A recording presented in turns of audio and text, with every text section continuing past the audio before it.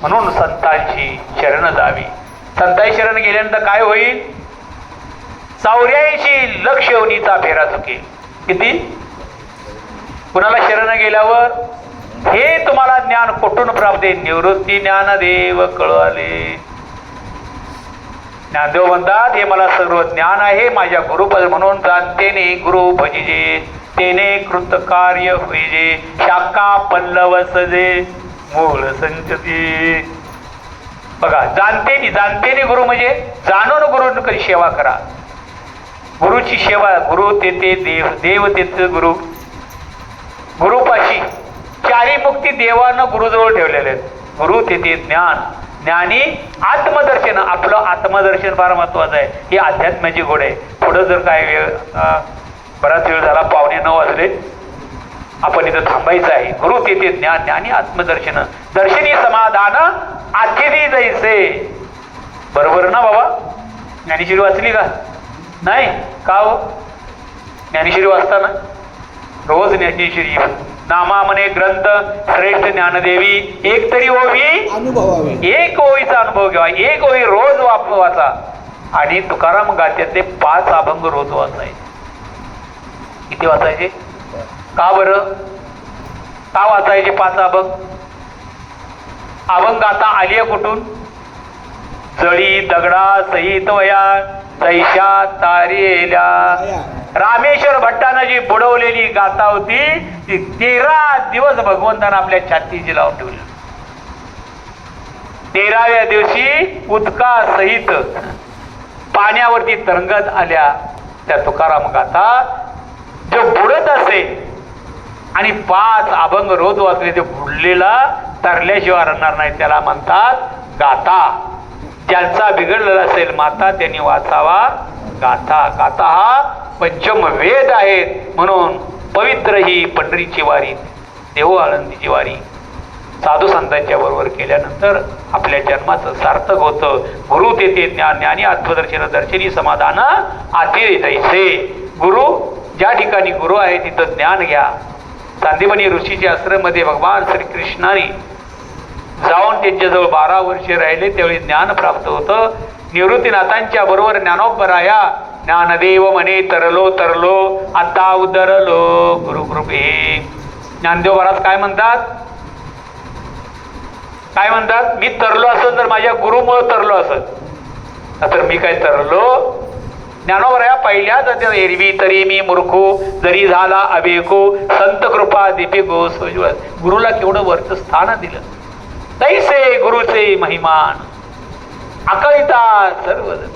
गुरुचं महिमान आकळावं, वर्णन करावं, मग त्याला महिमान प्राप्त होतं. महाराज गुरु होते ते ज्ञान. आणि ह्या गुरुने चाललेली वारी मला अनेक लोकांनी सांगितलं आमच्याकडे या, आमच्याकडे या.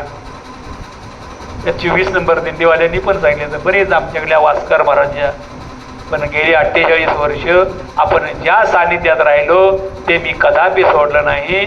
नवे नवे रोहिदास समाजाची लोक म्हणायचे हे पाटील पाटील आहेत का रोहिदास पाटील आहेत? आमचे ऐरवलीचे बामणे म्हणायचे खरं सांगा पाटील तुम्ही मराठा आहे का चांभार आहे म्हणून.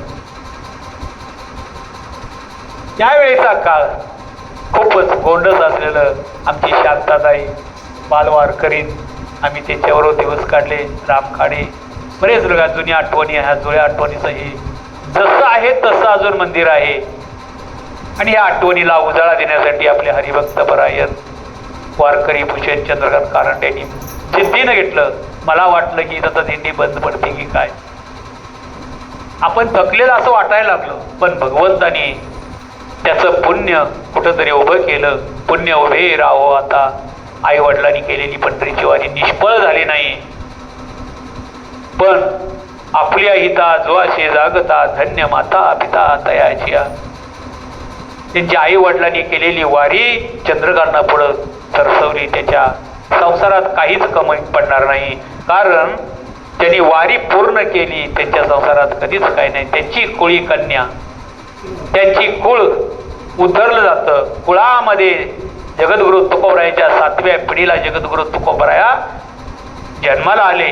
ते आपल्या पिढीमधून आपलं पवित्र ते कुळ, आपलं पवित्र कुळ व्हावं यासाठी पंढरीची वारी करावी, नामस्मरण करावं, चिंतन करावं, संतांची संगत करावी, आलेलं हातामध्ये काम करावं, विधेयी अवस्था असावी.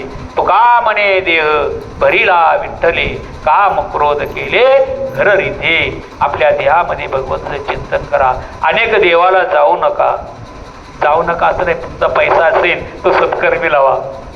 तुका म्हणे सत्यकर्मा व्हावे जय घातली या भय, असलेला रुपया पंढरी देहो आळंदी संत समागमामध्ये खर्च करा, ते पुण्य लाभेल. अन्य ठिकाणी जाऊ नका असं नाही.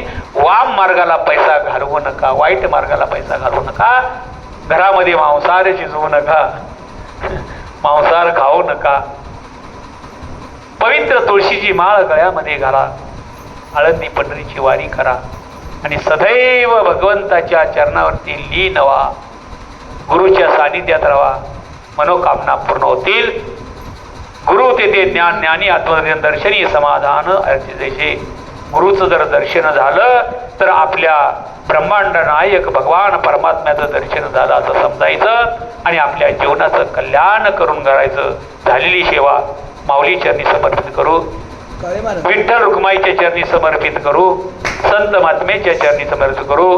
गुरुवर्य कारंडे महाराज, विठ्ठल बाबा महाराज पवार, मारुती महाराज पवार यांनी सुद्धा चांगली साथ दिली. आमच्या ह्या कार्यक्रमामध्ये सर्व संत मंडळी झाले त्यांच्या चरणात करू. त्या ठिकाणी बसले. माझं 2 तास घरात कोण माझं ऐकत नाही, कारण मी कुठून जरी गेलो तर 2 पोह येतात माझ्यावरून. ती म्हणली हे पण येत आहेत आणि दुसरी माणसं घेऊन वैतागतात. असे वैतागत नाहीत, पण सांगायचं आपलं जेवायचं, खायचं, राहायचं, दिवस जायचं. काय गेट महाराज 2-2 दिवस असतात, 4 दिवस असतात. सुंदर असं घरचं वातावरण आहे. विठ्ठल रोज आरती, हरिपाठ